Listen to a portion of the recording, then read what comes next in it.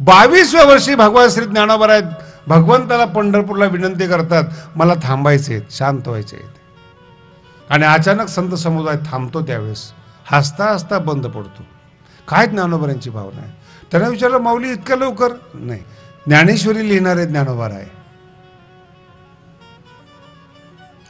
वय 22 वर्ष. वारकरी संप्रदायाची स्थापना फक्त 3 वर्षात केली त्यांनी. 16 वर्षामध्ये ज्ञानेश्वरी लिहिली आणि फिरतीवर गेले ज्ञानोबा. त्या फिरतीमध्ये 2-3 वर्ष जे त्यांना काही मिळाले तेवढे वर्ष त्यांनी वारकरी संप्रदायाच्या स्थापनेत लावले. म्हणून त्यांचा शब्द आहेत, इवलेशे रोप लाविले. वारकरी संप्रदायाचं बीज, सर्व धर्म समभाव, सर्व जाती समभाव, हे बीज वारकरी संप्रदायात माऊलींनी लावलं. आणि 22व्या वर्षी कार्तिक शुद्ध एकादशीला सगळे संत पंढरपुरात जमा झाले असताना हसता हसता ज्ञानोबा भगवंताला म्हणतात, देवा मला आता थांबावंसं वाटतं. सगळा हसणारा वर्ग, केवढे ज्ञानोबांचा अधिकार महाराज. 22व्या वर्षी जीवन थांबावं वाटणं हे काही साधी गोष्ट आहे. आणि सृष्टीतले हे पहिले व्यक्ती आहेत की 22व्या वर्षी थांबायची इच्छा करणारे. इथं 95चा म्हातारा होतो आणि डॉक्टरकडे नेलं, म्हणतो अजून जरा इंजेक्शन द्या, राहिलेत 5. ह्याचं काही शतक पूर्ण करून भारताला खड्ड्यात घालायचंय काय? काय करणार आहे 5 वर्ष राहून? काय नवीन लग्न करणार आहे, नवीन व्यापार करणार आहे? दात नाहीत, डोळे नाहीत, ऐकू येत नाही, तरी म्हणतो अजून जगायचंच आहे. 22व्या वर्षी भगवान श्री ज्ञानोबा भगवंताला पंढरपूरला विनंती करतात, मला थांबायचे, शांत व्हायचे. आणि अचानक संत समुदाय थांबतो. त्यावेळेस हसता हसता बंद पडतो. काय ज्ञानोबांची भावना आहे. त्यांना विचारलं, माऊली इतक्या लवकर? नाही. माऊली म्हणतात, गुरुच्या नंतर जाणं हे चांगलं नाही. जेवढ्या स्त्रिया बसल्या असतील त्यांना कल्पना असेल, कितीही मुलगा मोठा असू द्या, पण त्यांना जर विचारलं काय इच्छा आहे, तर सौभाग्यवती गेलं पाहिजे ही इच्छा आहे. वैधव्य जीवनामध्ये नको. अतिशय वाईट महाराज, तुम्ही कोण आहात याला महत्व नाहीये, पण वैधव्य जीवनामध्ये वाईट. वैधव्य शब्दाचा अर्थ नीट घ्या, केवळ तो स्त्रियापुरता मर्यादित असं नाही. आधार जाणं याचं नाव आहे वैधव्य. पुरुष असेल अथवा स्त्री असेल, आधार गेला ना या पृथ्वीवर मजा येत नाही जगण्याची. रावण ज्यावेळेस धराशायी झाला होता, मंदोदरी त्या ठिकाणी आली होती महाराज, रडत होते. काय शब्द आहेत मंदोदरीचे, खूप सुंदर आहेत. सगळ्यांनी लक्षात ठेवावेत असे शब्द आहेत. ते रावणाचं पडलेलं शरीर, त्या शरीराबरोबर संसार केलेला आहे. रणांगणामध्ये पडलेलं रावणाचं धड आहे. आणि मंदोदरी त्या नवऱ्याच्या शरीराकडे पाहून सांगते, जोपर्यंत तुमचा इंद्रियावर ताबा होता तोपर्यंत जग तुमच्या ताब्यात होतं. मंदोदरीचे शब्द आहेत बरं. जोपर्यंत इंद्रियावर तुमचा विजय मिळवता आला तोपर्यंत तुम्ही जगावर विजय मिळवला. इंद्र तुमच्या पाया पडला, देवता तुमच्या पाया पडल्या, असुर तुमच्या पाया पडला. इंद्रिय तुमच्या ताब्यात होती, जगावर विजय मिळवला, जग तुमच्या ताब्यात आलं.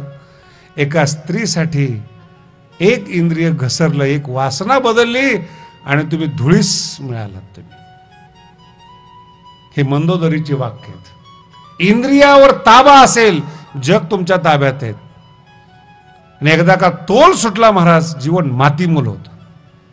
रडता रडता सांगते, आणि कोणा करता केलं तुम्ही हे? मंदोदरीचे शब्द आहेत बरं.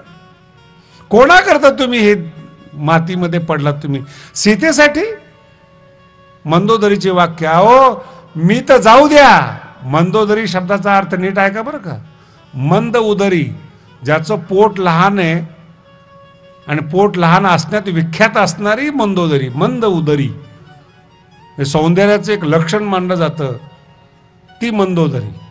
ती सांगते, मी तर जाऊ द्या, सीतेपेक्षा माझ्या दास्या सुंदर होत्या, पण तुमच्या डोक्यात वासना बसली होती. तुम्हाला घर दिसलं नाही, हे दिसलं नाही. आणि मी सुद्धा किती अहंकारी होते. माझा मुलगा इंद्रावर विजय मिळवणारा, माझा नवरा देवावर विजय मिळवणारा, माझा बाप मय दानवराज, माझं माहेर राजाचं, माझा नवरा रावण, माझा मुलगा इंद्रविजयी, एवढी ताकद असून सुद्धा मला आज वैधव्य प्राप्त होतं, माझ्या जीवनात जगण्यात अर्थ नाही काही. याला म्हणतात आधार. किती वैभव होतं महाराज मंदोदरीचं. ज्ञानोबा म्हणतात आधार आहे तोपर्यंत जीवन थांबवायचे. माझे गुरु एकदा समाधीला बसले, मला आधार राहणार नाही. किती आदर असेल गुरुविषयी, कसं असेल. आणि मी या जगातली सगळ्यात भाग्यवान समाधी म्हणजे ज्ञानोबरायांची मानतो महाराज. भगवंतानी ऐकलं आणि सांगितलं काय हरकत नाही, शुद्ध वारी आहेत, आळंदीमध्ये आपण तुम्हाला समाधी देऊ. 15 दिवस उशिरा, 15 दिवसानंतर समाधी देऊ. आणि सगळे संत कार्तिक वारीला जे जमा झालेले होते ते सगळे संत जसेच तसे आळंदीला आले. आळंदीला योगीची समाधी असते बरं का. मी तुम्हाला सांगितलं शरीर योग्याचं असतं. शरीर म्हणजे काय असतं नीट समजून घ्या. योग शास्त्रामध्ये पृथ्वी तत्व राहत नाही. आपण हात लावला नाही कातडं राहत नाही, जलतत्व राहत नाही आणि अग्नितत्व राहत नाही. वायवीय शरीर असतं त्याला योगी म्हणतात. वायवीय शरीर त्याला योगी म्हणतात. नुसतं आकार आणि मरतं ते पृथ्वीचं शरीर मरतं. वायवीय शरीर मरत नाही. वायूच्या शरीराला काही कारणच नाही मरायचं. हवा म्हणून काही लोक म्हणतात भूत दिसलं कधी याचं रूप घेतो तर त्याचं रूप ते वायूचा आकार, मानसिक भ्रम म्हणतात त्याला. योग शास्त्र संपन्न झालेला मनुष्य हा फक्त वायू रूपाने शिल्लक असतो. भगवान श्री ज्ञानोबा त्रयोदशीच्या दिवशी समाधीमध्ये उतरत असताना एका बाजूला भगवंत आणि एका बाजूला गुरु निवृत्तीनाथ महाराज. काय हे भाग्य. तुका म्हणे भाग्य या नावे. हे साधना आहे, हे जीवन आहे. अखिल कोटी ब्रह्मांड नायक परमात्मा एका बाजूला उभा आहे आणि ज्याच्यामुळं जीवन पूर्ण झालं ते निवृत्तीनाथ महाराज उभे आहेत. आणि दोन्ही हाताला धरून आसनावर बसवतात जिथं त्यांना समाधीला बसायचंय. समोर ज्ञानेश्वरी आहे आणि आसन टाकलेलं आहे, धूत वस्त्राची घडी म्हणून वर्णन आलेलं आहे. तिथं ज्ञानोबा बसतात. आज माझा अर्थ नीट आहे का बरं का. आणि डोळे झाकायच्या अगोदर भगवंत म्हणतात माऊली जगासाठी सगळं केलं तुम्ही पण स्वतः करता काही मागितलं नाही. माझी इच्छा आहे माझा मान ठेवा. याला जीवन म्हणतात. ईश्वराने म्हणावं माऊली काहीतरी मागा आणि माझा मान ठेवा. भगवंताने म्हणावं मान ठेवा. हे जीवन आहे माणसाचं. माऊली म्हणले देवा म्हणताय तुम्ही म्हणल्यावर मी मान ठेवतो. काही नाही, शुद्ध वारी तुमच्याकडे असते, वद्यवारीला तुम्ही माझ्याकडे येत जा. गेल्या 700 वर्षापासून आळंदीची वद्यवारी आहे. भगवंत वद्यवारीला माऊलीकडे असतात. काय हरकत नाही माऊली, तुम्हाला मी मान देतो. आणि निवृत्तीनाथ वैराग्याचे महामेरू होते. डोक्यावर हात ठेवला माऊलीच्या आणि बाहेर आले. अशी महाराज वैराग्यवान निवृत्तीनाथ महाराज. तोपर्यंत त्यांनी बांध फुटला नव्हता. माऊलीला समाधीला बसून जसे ते बाहेर आले असे गडबडा लोळायला लागले निवृत्तीनाथ महाराज. नामदेव महाराज रडत होते. निवृत्तीनाथ महाराज वैराग्याचे महामेरू गडबडा लोळायला लागले.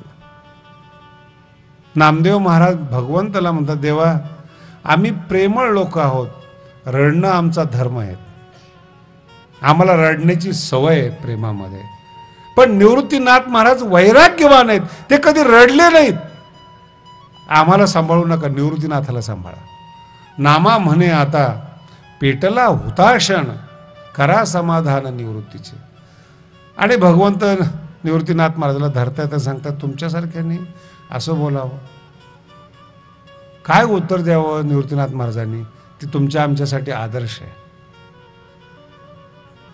निवृत्तीनाथ महाराज म्हणतात तुम्हाला काय सांगू देवा, माऊली म्हणजे काय. अनेक दुःखाचे प्रसंग आम्ही भोगले. लोकांनी आम्हाला जाती बाहेर काढलं, मूर्ख म्हटलं, नावं ठेवलं, जेवण दिलं नाहीत, नाना प्रकारचा आम्हाला त्रास दिला. परंतु माऊलीचा स्वभाव असा होता, मान वर करून आमच्याकडे कधी तिने बघितले नाहीत. अवज्ञायेने कधी नाही केली. गुरु शिष्य पण सिद्धी नेले, असा शिष्य या जगात पुन्हा होणार नाही. ज्यांनी आपल्याला शिकवलं त्याचा मान ठेवणं कसं शक्य आहे महाराज? आणि आज इथे महाविद्यालय कशा कशा प्रकारची मुलं असतात ते बघा तुम्ही. काही सांगायची गरज? विद्या फलीभूत होत नाही, अविद्या फलीभूत होते, विद्या फलीभूत होत नाही. अज्ञान फलीभूत होतं, विज्ञान फलीभूत होत नाही. अवज्ञा, आदर नाही एकमेकाविषयी, जीवन नाही एकमेक. तुम्ही जाताना सुगंध ठेवून जा, कळते ना? 50 वर्ष झाले भगवान बाबांना जाऊन, अजूनही त्यांचा सुगंध दरवळतोय. असं जीवन असलं पाहिजे. किती करोड रुपये गेल्या 10 वर्षामध्ये बाबांच्या नावाने गडावर जमा झाले. नावाने बरं का, आमचं काही नाही त्याच्यामध्ये. त्यांच्या नावाने येतात म्हणून आम्ही खर्च करतो. हसू येतं या गोष्टीचं की लोकांना ह्या गोष्टी कळत नाहीत. त्यांच्या नावाने जमा होतो पैसा, तो सुगंध आहे, ते जीवन आहे, ते दरवळलेले जीवन आहे त्यांच्यात. आणि त्यांना त्रास होत नाही. आता ते विश्वरूप झालेत, परमात्म स्वरूप झालेत. हे जीवन आहे. असं जीवन असावं माणसाचं. आणि हे आपल्याला 8वा अध्याय शिकवतो. जर तुम्ही योग्य जीवन जगत असाल, योग्य संगत असेल. संगत कशी असते मी तुम्हाला पहिल्या ह्याच्यामध्ये सांगितलं. योग्य जीवन कसं आहे तुम्हाला मी आत्ता सांगितलं. माऊलीसारखं आदरयुक्त जीवन जगावं, मृत्यूचा त्रास होणार नाही महाराज. आता आमचे अभंग आहेत ना सकाळी सकाळी काकड्याचे, हे सगळे मृत्यूचे अभंग आहेत. जो वरी चळनगा तो वरी म्हणती माझा, मानती लहान थोर देह सुखाच्या काजा, इंद्रिये मावळली आला बागुल आजा. है ना, बागुल बुवा म्हणून नाताला सून दाखवते. बघ कोण बसले, बागुल बुवा. तो आजोबा असतो आपल्या घरातला. बागुल बुवा नका हो. इतकं परिवारामध्ये स्वतःला अर्पण करू नका की तुमचा नाश होईल. असं जीवन जगू नका. असं जीवन जगा तुम्ही स्वतः सुगंधित व्हाल. नाही तुम्हाला गाव सुगंधित करता आलं, घर सुगंधित करा. घर नाही सुगंधित करता आलं, तुम्ही तुमचा आत्मा सुगंधित करा. तुम्ही उमला, तुम्ही प्रसन्न व्हा. फार पैसा कमवला, फार नाव कमवलं. आता तुम्ही जवळपास 30-40 वयाच्या माझ्या समोर बसलेले आहेत. कधी काळी 30 वर्षापूर्वी ज्या हिरोचं नाव होतं, आता तो कुठं गायब झाला तेही कळत नाही. कोण पदा. मी तर काल एक अशी सिरियल पाहत होतो 2-3 महिन्यापूर्वी इंदिरा गांधीच्या जीवनावर, आणि मला हसू येत होतं की ज्या स्त्रीला आपण पाहिलेलं आहे त्याच्याबद्दल सिरियल चालली होती. ह्या अशा होत्या, त्या तशा होत्या, त्या तशा होत्या, समोरासमोर.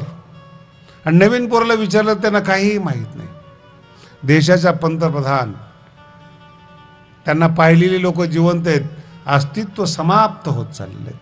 जिथं या देशाचा पंतप्रधान, राष्ट्रपती किती झाले माहीत नाहीत महाराज. खेडेगावात राहून तुमचं अस्तित्व निर्माण होईल. नका कुणाशी वैर करू, नका कुणाशी भांडण करू. थोड्या दिवस जगायचं आहे आपल्याला. सुगंध ठेवून जा. चांगला माणूस म्हटला पाहिजे तुम्हाला, एवढं तरी चांगलं जीवन जगा. आणि हे जीवन जगत असताना जर भगवंताचा तुम्हाला आशीर्वाद मिळाला, मृत्यूतून तुम्ही अलगद सुटाल, अलगद बाजूला व्हाल.